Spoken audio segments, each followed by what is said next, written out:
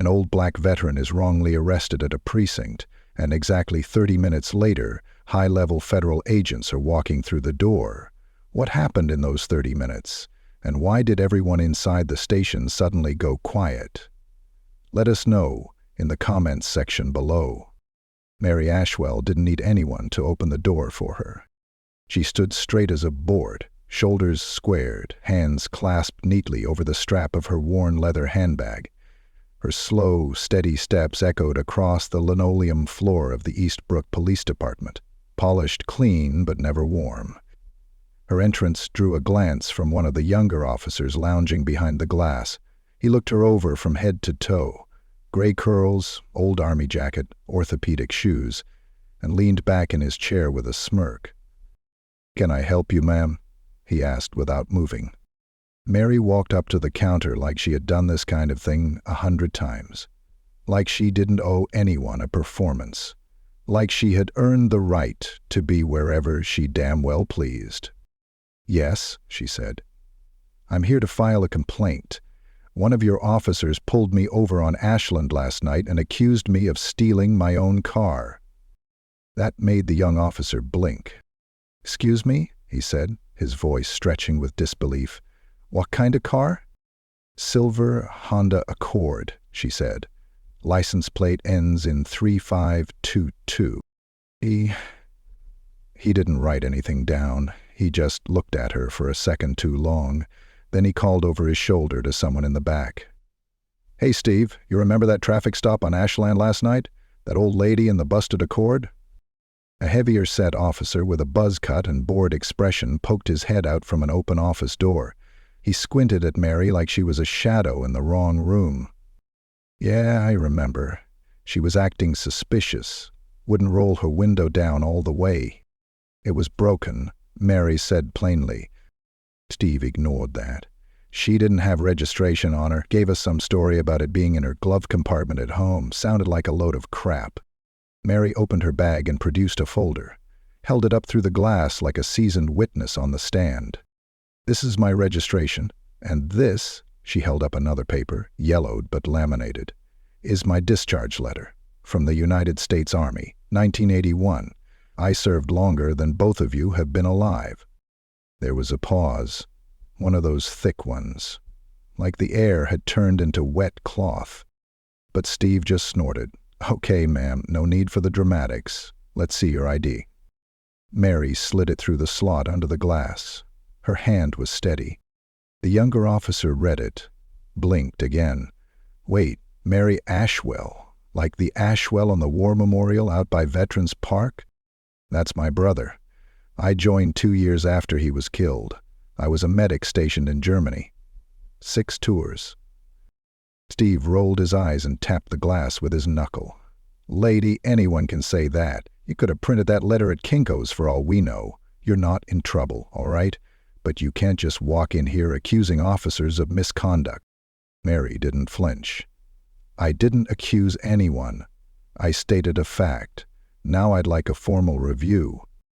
That was when the younger officer stood up, a little too fast. "Ma'am, you're going to have to wait. We have a process." "I've already waited," she said, "all night. Officer McPherson and Officer Daniels detained me for nearly 2 hours on the side of the road, in the cold. No explanation, no ticket, nothing." Steve shook his head and came around the glass. "That's enough," he said.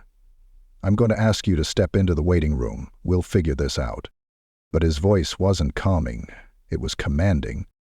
And that's when the shift changed. "Turn around," Steve added, motioning to his cuffs. Mary stared at him, and then, for the first time, her expression cracked. Not in fear, in sorrow. She took one breath in, her voice soft now. "You really want to do this?" "You're disturbing the peace," Steve said. "You've refused to cooperate. You're going in for trespassing until we verify your ID." The younger officer stood awkwardly behind Steve, clearly unsure now. "I gave you my ID," Mary said. "You're holding it." Steve didn't respond. He reached for her arm. She pulled back slightly, not aggressive, just enough to say, "No, not like this." "I serve this country," she said. "You don't get to treat me like I don't belong here." "You don't get to mouth off," Steve snapped. He grabbed her wrist. She didn't fight, but she didn't go quietly either. She looked at every officer in the room as he cuffed her. "You'll remember this," she said. "Every last one of you." He led her through the back past the holding cells. One of the desk clerks started to say something, stopped, then turned to his screen like it would protect him from the scene. In the booking room, Mary sat calmly, hands still cuffed. They hadn't even searched her bag yet. But her eyes weren't on the wall. They were on the clock. She seemed to be counting. Somewhere in her head she was tracking time. At 11:13 a.m. she had walked through the door. At 11:16 she was in cuffs. And at 11:45, 30 minutes later, those same officers would be frozen stiff when 3 unmarked black SUVs rolled up to the station. But for now, Mary Ashwell waited in silence. Not scared. Not sorry. Just waiting. The buzz of the overhead fluorescents hummed above Mary like an old tune she didn't care for. She sat motionless on the wooden bench inside the holding room, her wrists still cuffed behind her back, the cold steel digging into skin that had seen war, seen death, seen injustice, wear every kind of uniform imaginable. But this was different. This wasn't the battlefield. This was home. Or supposed to be. On the other side of the heavy metal door, Officer Steve paced, his boots clacking against the cheap tile. The younger officer, Jason, his name tag said, was hunched at the dispatch desk, staring at Mary's ID like it might catch fire. Jason had already looked her up. The system pinged her file right away. Veteran status, military discharge, no warrants, not even a parking ticket. The woman was clean. More than clean. Her file had a federal seal on it that most cops in Eastbrook had never even seen before. "You find anything?" Steve asked, chewing on a toothpick now. Nervous habit. "Yeah," Jason said slowly. "I found a lot." Steve stopped. "What's that mean?" Jason didn't answer right away. He turned the monitor slightly so Steve could see it. Mary's record filled the screen in sharp black letters, the top line bolded and underlined. "Do not detain. Clearance level 4. Contact adjacency immediately if involved in law enforcement action. Matter." Steve squinted, muttered, "The hell is clearance level 4? Jason opened his mouth to say something else, but the station phone rang before he could. "Line 2, priority ring." Jason stared at the light blinking red. Steve gave him a nod. "Pick it up." Jason hesitated, then answered. "Eastbrook, PD, Officer Hughes speaking." He didn't even get through the greeting. The voice on the other end cut in fast, sharp, not yelling, but there was command behind it, like they were used to being obeyed. "This is Special Agent Naomi Carter. I need to speak to whoever made contact with a Mary Ashwell this morning." "Immediately." Jason swallowed. That would be Officer Garrison," he said, glancing at Steve. Steve raised a brow but took the phone. "This is Garrison. Who's this again?" "Special Agent Carter," the voice replied. "You made contact with Mary Ashwell this morning." "Yeah, she walked into the station. Got a little aggressive with the staff, refused to comply." There was a pause, not long, just enough to feel deliberate. "Is she in your custody?" Steve blinked. "She's being held for processing, yeah." "What time did she arrive?" Steve checked the wall clock. "About 30 minutes ago." Another pause. "I'm going to need you to release her, immediately, and gather every officer who interacted with her in one room. We'll be there shortly." But the line had already gone dead. Steve stared at the phone like it had insulted him. Who the hell was that? Jason turned his screen to face him fully now. "You might want to read the rest." The second page of Mary's file loaded. Black bars over most of it. Redacted lines, but the unblocked text was chilling enough. Active Operative Support, DOJ Cross-Agent Liaison, retired with honors, ongoing consultation status. Steve's mouth opened slightly. Wait, she was with the DOJ? Not just with them, Jason said. She worked for them. Probably still does, part-time. That's what consultation means. Steve turned toward the holding room, face pale. Inside, Mary was still seated calmly, like she'd known all along what was coming.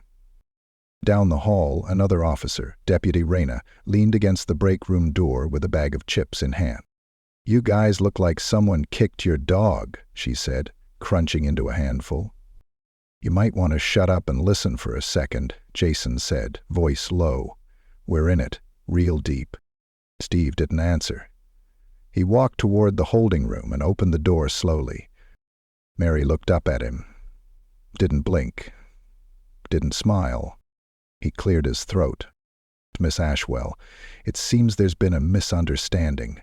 I'm going to remove your cuffs." She stood without a word, turning her back to him. Steve fumbled with the key. Once the cuffs were off, Mary turned back around, adjusted her sleeves, and walked past him like he didn't exist. In the main room, Jason was still frozen in place. The silence broke only when a series of black SUVs rolled to a stop just outside the front door. Tires silent on the pavement. Doors clicked open. Boots hit the ground. 3 figures in black suits strode in before anyone could blink. One of them, a tall black woman with her hair tied back tight, showed her badge before a word left her mouth. "Special Agent Naomi Carter. Everyone in this room, hands where I can see them." Even Steve obeyed. Naomi walked straight toward Mary, her expression shifting, not softer, just different, familiar. She offered her hand. "Ma'am." "We got here as fast as we could." Mary gave her a small nod. "I knew you would."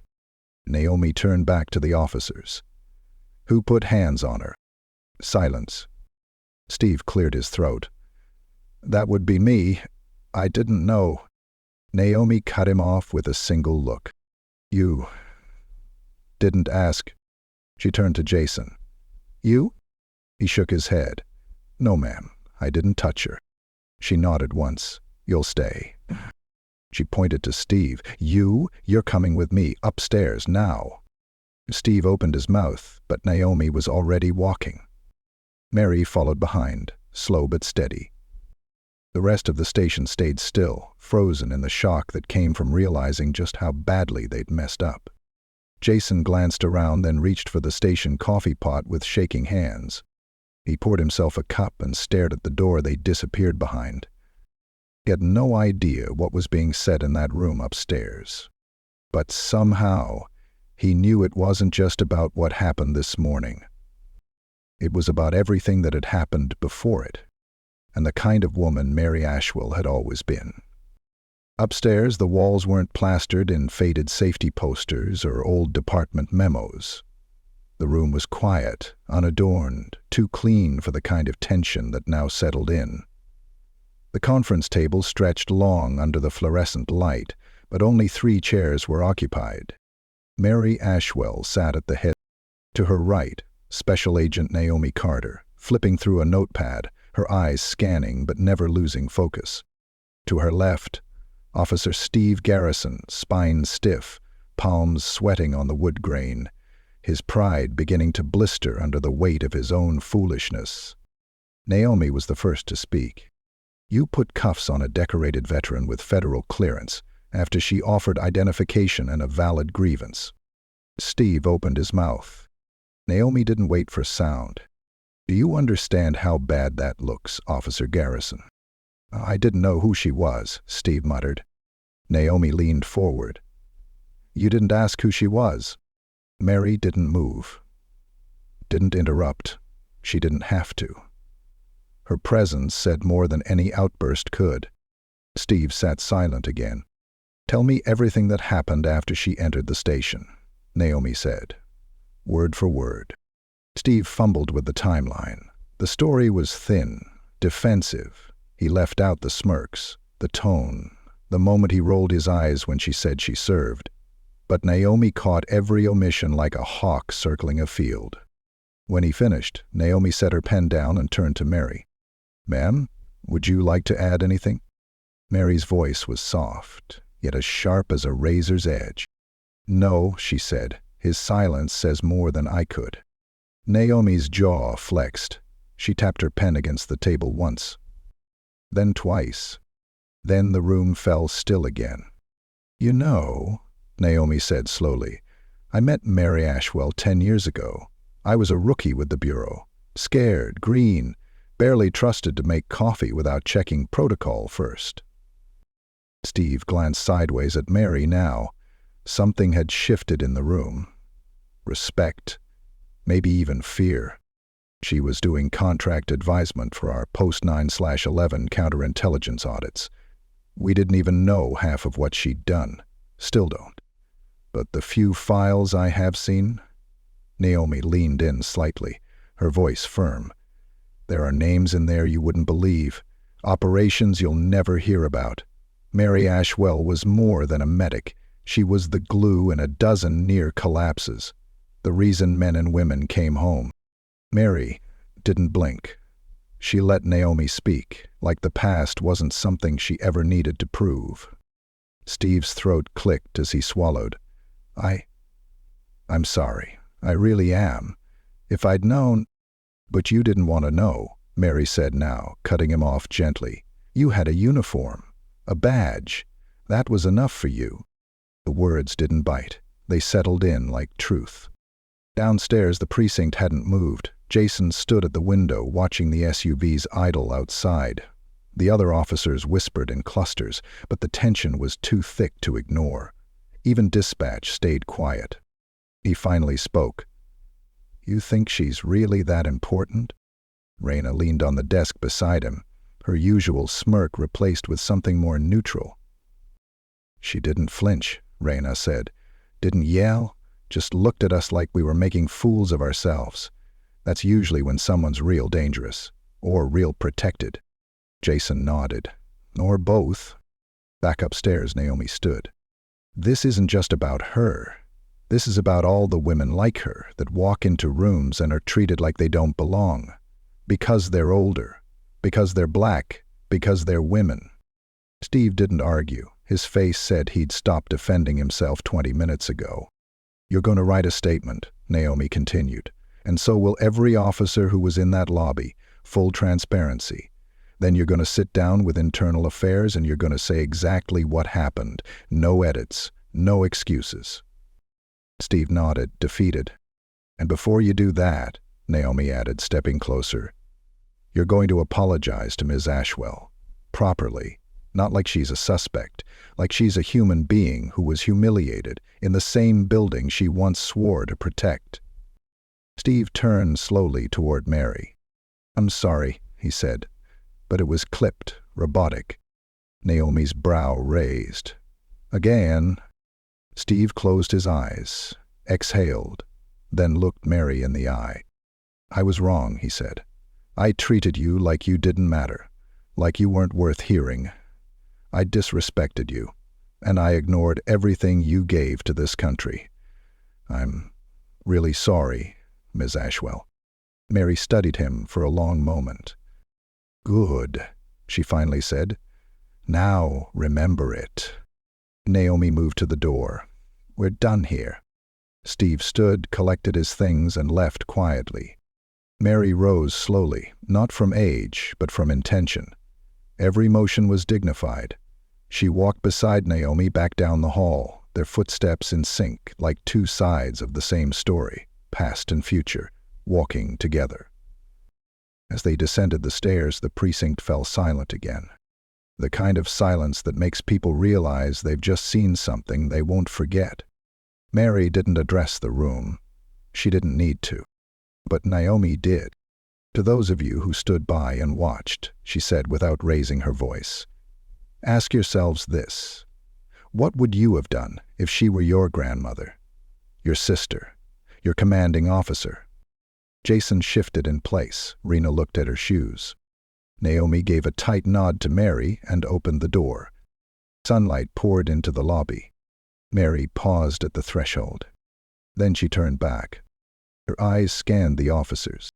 "This uniform didn't make me who I am," she said, gesturing to the old army jacket still draped over her shoulders. "But it reminded me of who I could be." She looked directly at Jason now. "You get to decide what kind of officer you'll become, every single day. Don't waste that." Jason swallowed and nodded. And then Mary Ashwell walked out, straight-backed and silent. The sunlight caught on the brass pin above her heart. U.S. Army Combat Medic, Rhett. Behind her, the doors closed slowly. But the echo of her presence stayed long after she left the building. The sun was warm against her back as Mary Ashwell stepped off the police station's front steps, her hand resting lightly on the rusted iron railing. The street was quiet, but something in the air had shifted, a current, an invisible, undeniable weight lifting, not from her shoulders, but from the air around her. People noticed her now, not for her age, or the color of her skin, or the lines on her face, but for something else, something that had always been there. Naomi walked beside her, her pace measured. They didn't speak at first. They didn't need to. A black SUV idled quietly at the curb. One of the rear doors opened as they approached, and Naomi gestured for Mary to enter. Mary paused before climbing in and turned her head slightly, taking one last look at the building behind her. Inside, the officers who'd watched her with suspicion just an hour ago now stood clustered near the window, watching her leave. The tension on their faces had changed. Less confusion, more awareness. And for the first time that day, maybe even longer, they saw her. Jason stood apart from them, a notebook in hand. The same one he'd always carried around like a prop, never really using. Today he'd written his first real notes. Lines about duty, about mistakes, about the difference between power and service, about Mary Ashwell. He watched her until she disappeared into the vehicle. As the SUV pulled away, Mary leaned her head back against the seat and let the hum of the engine smooth over the silence. Naomi sat in the passenger seat, thumbing her phone, but her voice broke the quiet. "They're going to hold a press conference later this week." Mary opened her eyes. "They should. They're asking if you want to speak." Mary's lips quirked upward, a quiet smile. "I've said what I needed to say." Naomi nodded. "Fair enough." The car rolled through downtown Eastbrook, small-town streets with cracked sidewalks, chain restaurants, and people who still waved when they crossed paths. Heads turned as the black SUV passed. Some people pointed.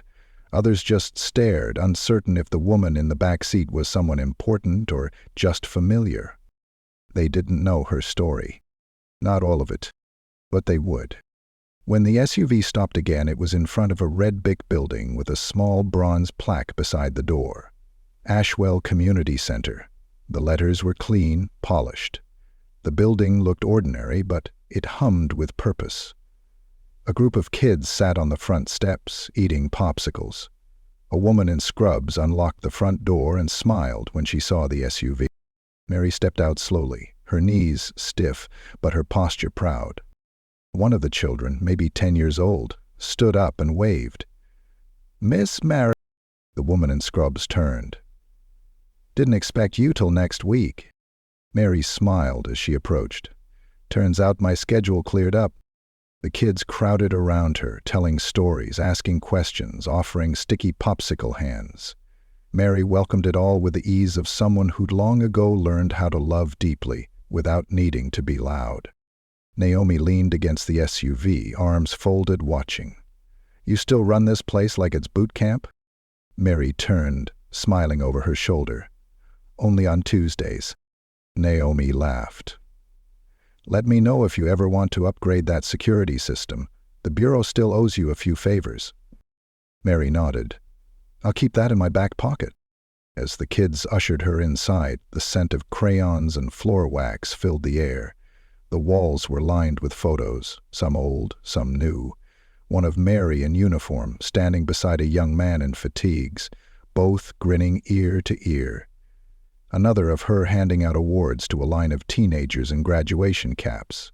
Below that, a plaque that read, "For service beyond duty and compassion beyond rank." She moved through the space like a thread weaving through familiar fabric. Every chair, every face, every voice reminded her of what came after the uniform, after the battlefield. This was her mission now. Outside, Naomi lingered. She looked up at the building, at the community it represented, then back down at her phone. A message blinked. "Confirm your briefing at HQ." She didn't respond. Instead, she typed something else. "Status resolved, Ashwell is safe. Correction is underway." Then she added, "Requesting leave. Need to remember what right looks like." She put the phone away.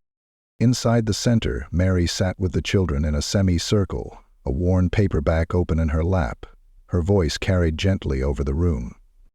"When you meet people, don't rush to judge. Don't shrink yourself or quiet your truth. And don't be afraid to ask hard questions. The world changes when we choose to see each other." A little girl raised her hand. "Miss Mary, were you really in the Army?" Mary nodded. "Yes, ma'am. A long time ago." "Did you win?" Mary chuckled. "I made it home. That's winning enough." The children nodded solemnly, and one of the boys offered her a rubber band bracelet he'd made. She accepted it with the same formality she would have used for a medal. At the same time, across town, Steve sat in the Internal Affairs office, facing a stern-looking auditor. He was quieter now, less defensive. He answered each question without pushback. He didn't try to rewrite what happened. He didn't need to. He was learning. Later that week, the Eastbrook Gazette ran a story on page 1. "Wrongfully detained. Local hero's story. Sparks department reform." The photo was of Mary, mid-step outside the precinct, sunlight glowing against her jacket. The subheadline read, "Community leader, war veteran, educator." Mary Ashwell's story reminds a town to listen, not label. That story made it all the way to the state capitol, where legislators quietly began reviewing protocols around law enforcement conduct. One of them, a black congresswoman from the district, sent Mary a letter with a handwritten note. "Thank you for standing your ground so others won't have to." Mary pinned it up at the center. Not for herself. For the next girl who walked in, too quiet, too brown, too brave to say what hurt her most. Weeks passed. The station slowly changed. New hires, mandatory trainings, community liaisons. Jason requested a transfer to community outreach. His first assignment was shadowing at the Ashwell Center. He didn't say much the first week, but on day 7, Mary handed him a folder. "Help me with the fundraiser," she said. "You can be useful." Jason smiled. "Yes, ma'am." Mary Ashwell's name became more than a lesson. It became a promise. And this time, no one would forget it.